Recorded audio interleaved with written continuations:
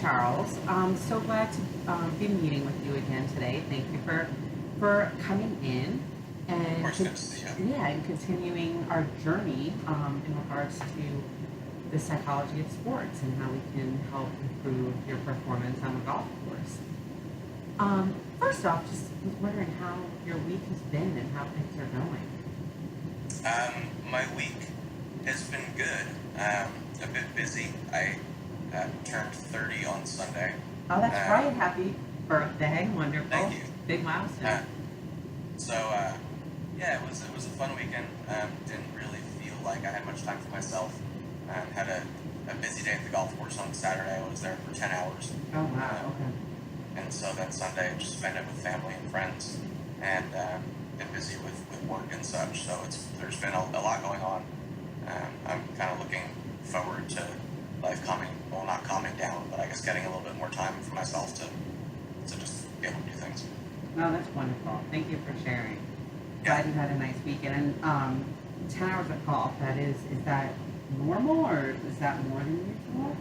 that was more than usual. It was just a long. Um, I knew that I just needed to put in some hours, and even though it was hot, I just had to be at the course, and it wasn't all practicing. I just at times would kind of hang out, sit there, look around, uh, ate lunch. Um, so both practice and also taking some time to recharge as the day went on, just because there's no way that I could practice and play consecutively in the heat. Okay. Wow. Unbelievable. So, it's kind of interesting because I wanted to ask about um, if, in the course of the past 3 weeks, if you've noticed that you've used any of the skills that we've talked about in practice on Saturday. And of course, it's okay if you haven't, but also, to get feedback on if things are working or if certain strategies are working or, Dana, this didn't quite work, but this worked a little bit better. Um, yeah, so I'll stop there. The thing that I have definitely noticed just in general is the word you keep saying, the mindfulness word. Yeah.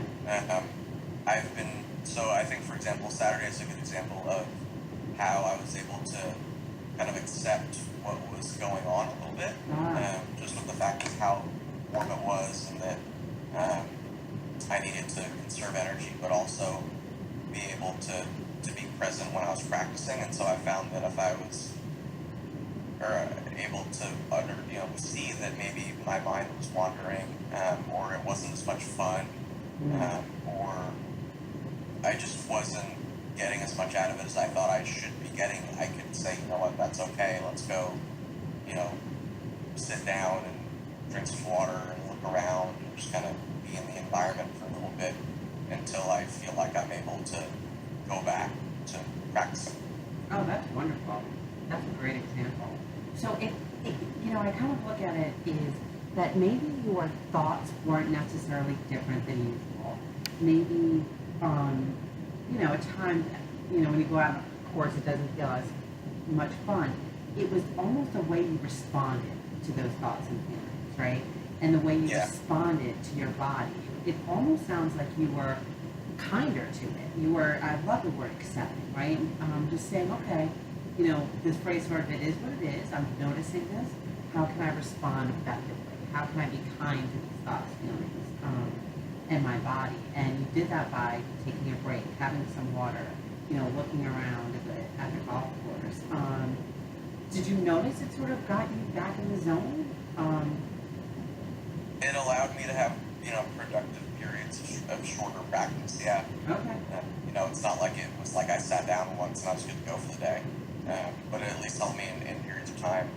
Um, and so maybe if I had like hoped to get an extra little bit of actual physical practice time out of the day, I didn't. But at least I was using the skill to make sure that the practice I did get was good. Oh, that's great.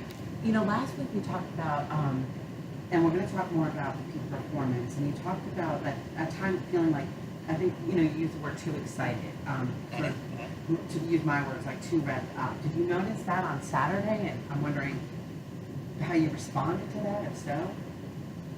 Um, Not really. Yeah. Maybe only maybe only in periods where, actually in a bad way, I felt revved up before I realized that I just need to take a break. Okay. So the other way, I know we haven't really talked about that as much, but a little bit. Okay, great. So one of the things, Charles, that I'd like to build on is this mindfulness. And before I sort of go in, what I'm hearing is that it has been helpful for you. Is that correct? Yeah. Okay, Yeah. so I'd like to continue sort of building on that and maybe adding a bit more strategy. But again, with mindfulness, I always want to think of it as a muscle, right? We have to usually not only form the muscle, because some of us are rarely mindful, but really practice and continue to build that muscle. Otherwise, that will go away. Okay. So, I know this is our last session, but we'd like to do a few brief mindfulness exercises. And again, always asking for your feedback and seeing how this is. But I think it would be helpful also to practice sort of within the session as well, not just describing what mindfulness is. So before we start with mindfulness, today's sort of topic is focus and concentration, right? And we sort of touched on this already in some ways. And one of the things I thought of when I was preparing for this meeting was, again, the focus and concentration that a golfer needs versus, let's say, a soccer player, a lacrosse player, a football player. I think of, the one person, and swimming is very similar, versus, 10 other players on the field, seeing where the ball is, the ball moving. And, I was wondering sort of in your own words, what is the focus and concentration like for a golfer, again, versus, a swimmer, a soccer player, a lacrosse player? That's a good question. So I think it goes. It's in a lot. So I guess what I'm trying to say is the ideal focus would be multitasking. Okay. But I don't know if that's really the right answer. So you've got to focus on your internal self. You've got to focus on kind of where you're at. You've got to focus on the shot, I guess you have to focus on the shot. And so on focusing on the shot, both what are your own capabilities versus what is the demand of the shot based on the wind and the yardage and all of the variability factors that actually just come with being on a golf course. Okay. And then you've got to be able to focus on being able to identify when some of those external factors are changing, and how that might affect your internal thought or feeling of ability to execute a shot. When you're playing in competition, you've got other playing partners that are obviously on the golf course. Sometimes you've got spectators. It really changes. When you're on a tee box, like, sure, you're looking at a giant area, but really you should be kind of zeroed in on a very small point to try and have, to literally imagine the ball going at. And so you're really constantly changing your focus, I guess is the right way to put it. That's really helpful. Thank you for sharing that. So I think that's a good way to sort of kick off this session, right? Is acknowledging that our focus is going to change at times, right? It's not just about, I need to just focus on a ball, the entire 18 holes, or I just need to focus on, the hole. Like, really, what you're talking about is at times they are external things to focus on, right? The course, where the hole is, the wind, where even like the spectators are. We use the word like external, right? External factors.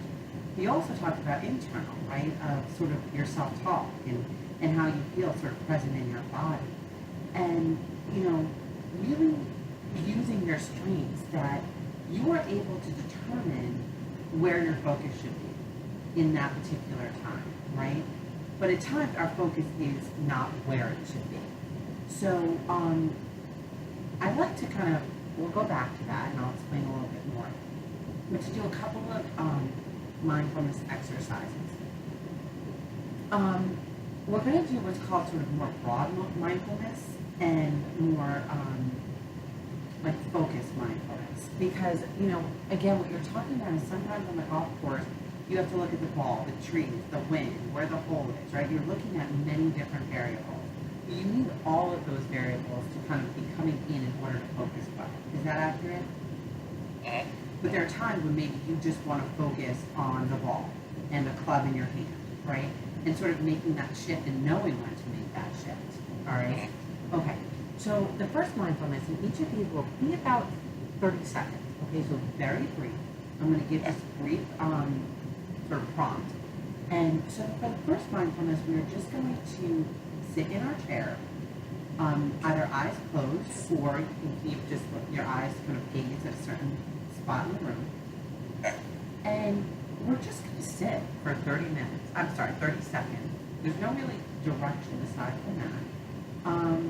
And then afterwards, I'm just going to ask you, you know, how that was for you, all right? And we'll begin.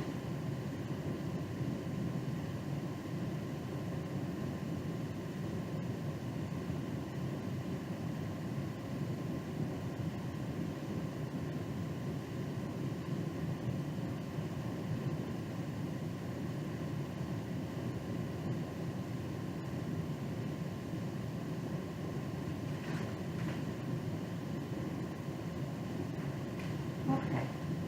So Charles, you know, as you feel comfortable, do you mind sharing what that exercise was like for you? Maybe some of the things that you were attending to or focusing on. I'm sitting on a couch, and I noticed that my posture was off, Mm-hmm. and so I actually spent about half the time just kind of realigning myself, and then seeing if I felt better.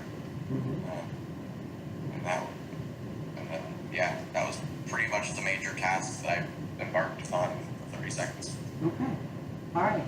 The next exercise is we're going to, again, just focus utilize the mindfulness exercise for 30 seconds. But this time we're going to focus on our breath.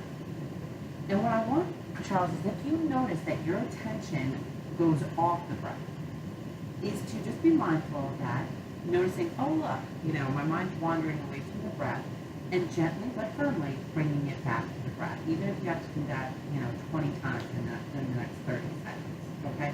So again, a bit more specific in regard to what we're focusing on, okay? And we'll begin.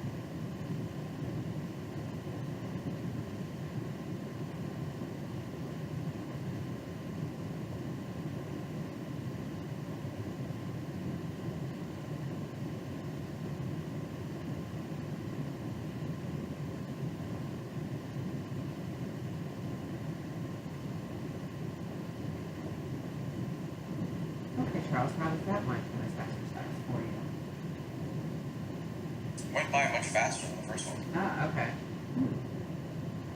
What do you think that's because of?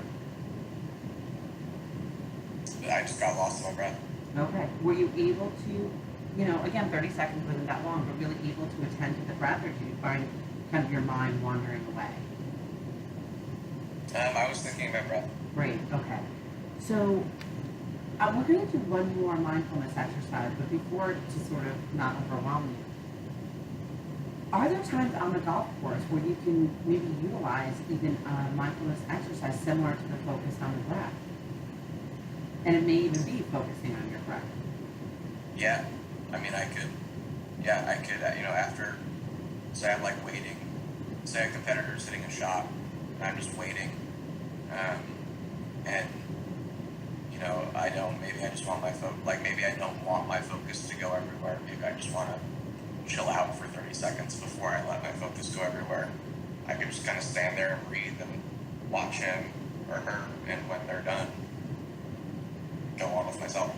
Okay, all right, so seeing sort of that, and the interesting thing too, right, is the first step is always noticing, like you said, that our mind is sort of all over the place and not, you know, sort of focused to the upcoming task at hand. So sort of catching that and then saying, hey, I can use this time to focus on my breath, really being present with my breath, okay?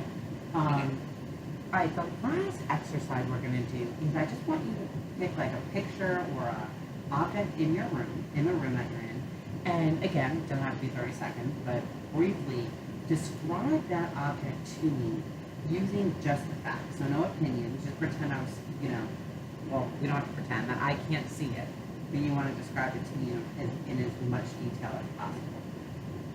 Okay. We have a picture that is from the Seychelles Islands that is just a little painting that is about, I don't know, 6x9 in a wood frame that's probably 8.5 by 11.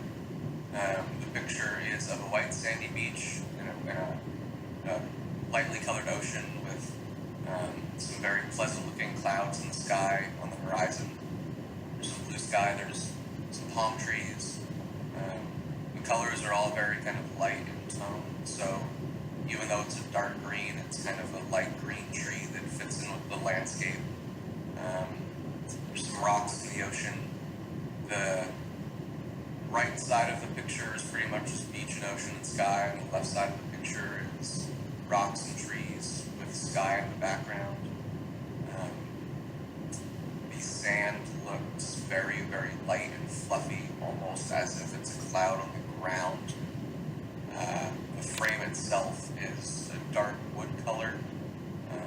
The interior frame portion is kind of a light green that fits in with the color scape of the picture. There's a signature of the artist on the family on the bottom right. There's not much to the picture. It's very serene.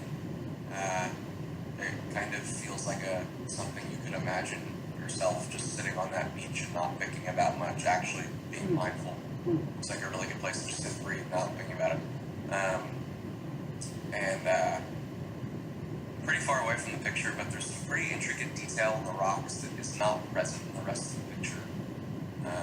A lot of contrast and definition in terms of the rocks themselves.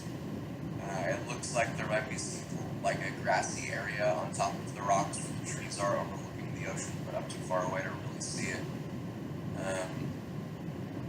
Around the picture we have two wood lizards that are about, 5-6 inches long. They look like they're crawling around the picture chasing each other.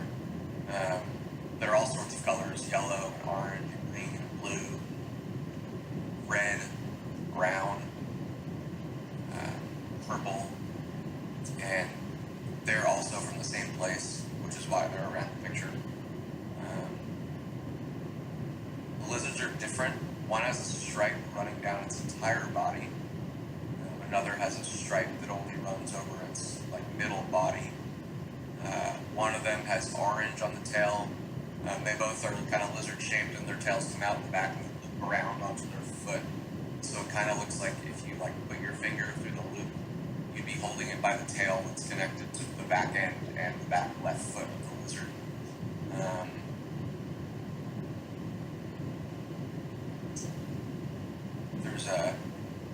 There's like a white skeleton type. The lizard has definition on all of its body parts by this white line that seems to bisect its appendages. It also creates eyes.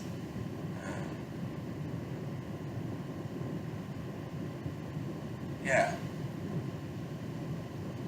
Very cool. How was that experience for you?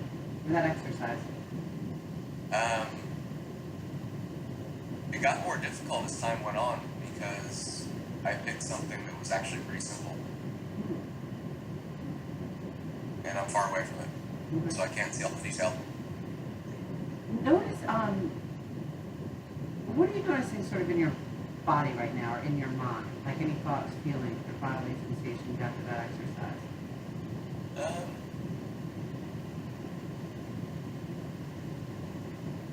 I don't know. I noticed towards the end of it, when I didn't have much to say, I was feeling a little bit, I guess anxious is the right word. In terms of my body, I'm just slumping over because I'm far away. I can't see it.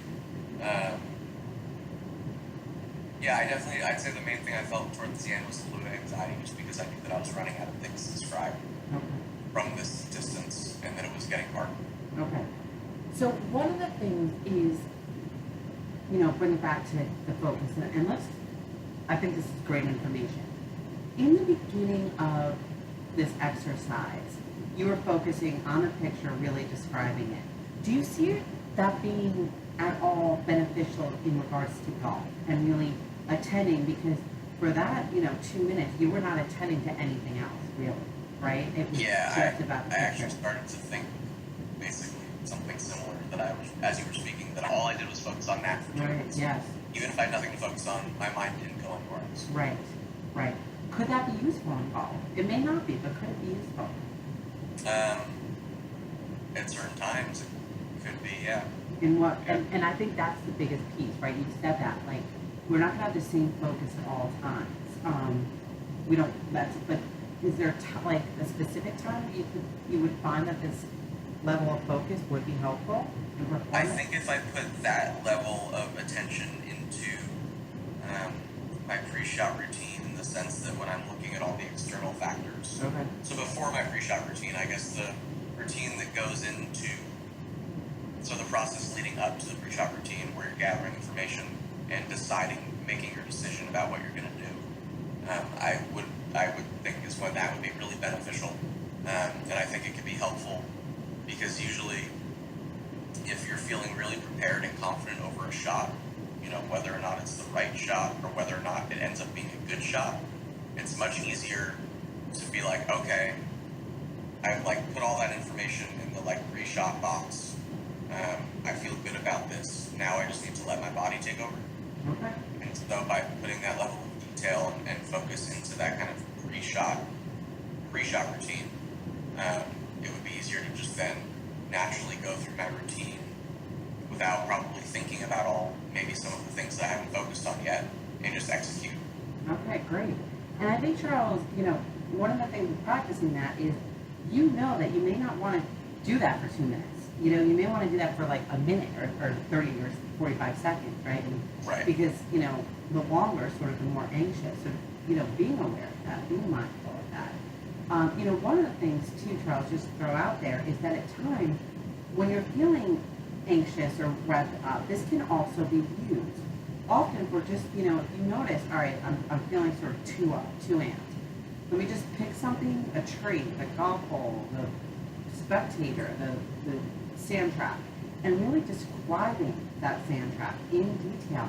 That can also help sort of relax. It can be like a byproduct of mindfulness, really. That's not our goal. Our goal is not to relax, but it can be sort of a nice byproduct of that. So it's sort of tying in what we talked about last week too. So one of the things, you know, the purpose of these 3 mindfulness exercises, the first one was sort of broad, right? I said, you know, kind of notice whatever, right? Notice sort of what's out there. And then, you know, focusing on the breath and then focusing on an object, we got sort of more narrow, right? Really focusing on one thing. And, you know, seeing how you may use that, you know, in golf and practicing in games. And then I know this is our last session, but maybe sort of checking in if you know, any of these strategies are helpful for you in regards to performance and focus and concentration. And we're running out of time, and I'm aware of that. And any questions, Charles? And, you know, to me, as you know, like mindfulness is something that, you know, I value, and I hope that there's, you know, value in your support as well. But always wanting, you know, dialogue about this. But any questions or thoughts before we wrap up? It's just been interesting to go through these exercises that aren't focused, that are very outside. I mean, we're not on a golf course, so just to do them at home, and then try and apply them. It's been a cool way to start to use my mind in a different way. Oh, that's wonderful. And as I said before, Charles, you know, we need to practice, right? So thank you for bringing that up. Ideally, start practicing both at home. You know, as you're walking to your car, you can, you know, attend to an object and describe it. You could do circle breath just sitting, you know, at a stoplight. Or I'm sorry, you know, focusing on your breath just sitting on a stoplight. and you know, encouraging you to continue to exercise that mindfulness muscle and you know, utilize that app that we talked about last week to stop, rethink. You know, and I really want to say thank you for your attention and your sort of trust in me in regards to, you know, interventions. And please don't hesitate to ask if you need anything in the upcoming weeks. I'd be happy to help. Well, thank you. I appreciate your time, taking the time to work with me. Okay, thanks, Charles. Have a great week. You too.